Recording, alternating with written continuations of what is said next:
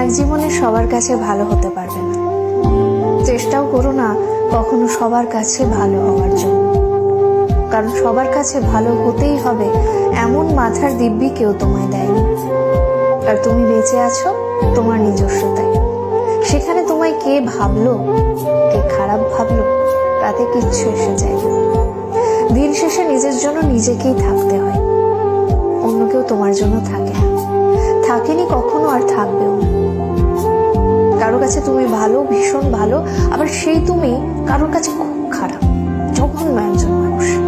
সেটা কেমন করে হয়? প্রশ্নটা মনের মধ্যে আসতেই পারে। আসলে আমাদের কে ভালো ভাবছে আর কে খারাপ ভাবছে সেটা বিপরীতে থাকা মানুষটার মানসিকতার উপরই নির্ভর করে। সেই পরিপ্রেক্ষিতে অন্যের মানসিকতার পরিবর্তনের ভার তো তুমি নিতে পারবে না। তাই তোমায় কে কি ভাবলো এই নিয়ে ভাবনা চিন্তাটা একটু দূরেই রাখো।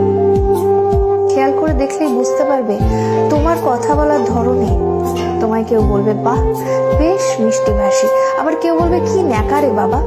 আবার কখনো তুমি যদি স্পষ্টবাদী হও, কেউ তোমায় বলবে প্রতিবাদী, কেউ বলবে ঠোঁট কাটা। আসলে পুরোটাই যে ভাবছে তার উপরই নির্ভর করে। এতে তোমার কিচ্ছু করার থাকবে না। এসব নিয়ে মাথা ঘামিয়ে চলবে? এসব নিয়ে মাথা না ঘামিয়ে নিজের কাজ করতে হয়, কারণ কথায়